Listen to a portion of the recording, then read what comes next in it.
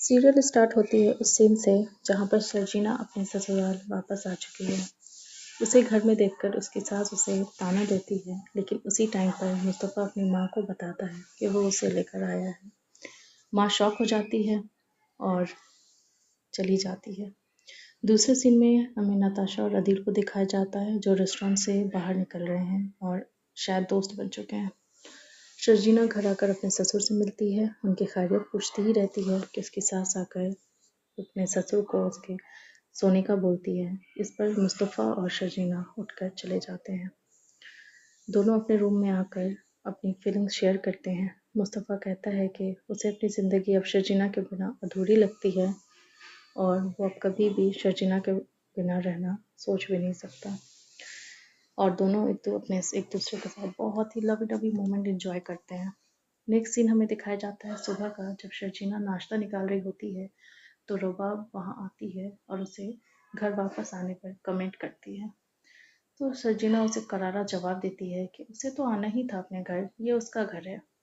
इस पर रुबाब का मुंह बन जाता है और वो कॉफ़ी लेकर अपने रूम में चली जाती है अदील को बताने, जो अपने मोबाइल पर नताशा की पिक देख रहा होता है। सुबह जब बाहर निकलते वक्त शर्जीना का सामना अदील से होता है तो वो उसे इग्नोर करते हुए निकल जाती है मुस्तफ़ा के पास। दोनों की छोटी सी नोकझोंक होती है बाइक को लेकर, फिर दोनों चले जाते हैं। यह देखकर अदील का मुंह बन जाता है कि ये दोनों अपनी ज़िंदगी बहुत एंजॉय कर रहे हैं। ऑफिस में नताशा अदील को कॉल करती है और मिलने का पूछती है। दोनों मिलने की प्रॉमिस करते हैं। इधर हमें दिखाया जाता है कि शर्जीना के पेरेंट्स उसकी खुशी में बहुत खुश हैं। मुस्तफ़ा लेट नाइट काम करता दिख रहा है तो शर्जीना उसे रोकती है कि इतने काम करने ठीक नहीं है, सेहत का भी ध्यान दे। तो वो कहता है कि वो शर्जीना को डिसअपॉइंट नहीं करना चाहता, उसके लिए सारी खुशियाँ लाना चाहता है।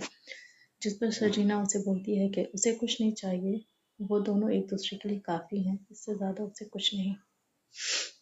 नेक्स्ट सीन में हमें दिखाया जाता है कि अदील अपनी हेरा फेरी को सही साबित कर रहा है और उसे बहुत कॉन्फिडेंट है कि उसकी हेरा फेरी कोई नहीं पकड़ पाएगा। नेक्स्ट सीन में नताशा एंड अदील रेस्टोरेंट में मिलते हैं, एक दूसरे से फ्लर्ट करते रहते हैं। इधर घर पर शर्जीना की बहन और बहनोई आए हैं अपनी बहन की शादी का इनविटेशन लेकर। उसी टाइम रुबाब आती है और उसे गेस्ट का पता चलते ही वह उनको ग्रीट करने आ जाती है, फिर उनकी इंसल्ट करने लग जाती है। इस पर उसकी बहनोई बिना चाय पिए ही उठकर चले जाते हैं। शर्जीना उनसे माफ़ी मांगती है, फिर घर के अंदर आकर रुबाब के बिहेवियर्स पे गुस्सा होती है और उसे अपने लिमिट में रहने का कहती है। दोनों की अच्छी बहस होती है। शर्जीना भी उसे उसी की लैंग्वेज में अच्छा खासा जवाब देती है, या यूं कहिए ईंट का जवाब पत्थर से देती है। उसी टाइम रुबाब सास को बुला लेती है और अदील भी बाहर से आ जाता है। शर्जीना अदील को भी बुरा बुरा कहती है कि वो बहुत ही टॉक्सिक और सेल्फ सेंटर्ड है, उसे अदील में कोई इंटरेस्ट नहीं है, वो रुबाब को ही मुबारक हो। दोनों की बहस बढ़ जाती है। इस पर रुबाब सॉरी की डिमांड करती है कि उसे शर्जीना को माफ़ी मांगनी चाहिए उससे। माँ कहती है कि शर्जीना को कि अब तुम्हें अदील और रुबाब दोनों से माफ़ी मांगनी होगी, जिस पर शर्जीना मना करती है। वो कहती है कि जब मेरी कोई गलती नहीं है तो मैं माफ़ी नहीं मांगूंगी। यहाँ पे मेरे रिलेटिव्स की इंसल्ट हुई है तो आप मुझे मजबूर नहीं करें। ये सारा झगड़ा मसला चलता ही रहता है। मुस्तफ़ा बाहर से आ जाता है। जैसे वो आता है तो वो देखता है कि शर्जीना के ऊपर सारे लोग चढ़े हुए हैं और सब उसे डांट रहे हैं। तो वो आकर अदील को वार्न करता है कि शर्जीना को इंसल्ट कोई नहीं कर सकता, इसने किसी को अलाउ नहीं किया है। इस पर दोनों भाई के बीच में बहुत झगड़ा होता है और अदील मुस्तफ़ा को एक थप्पड़ मार देता है।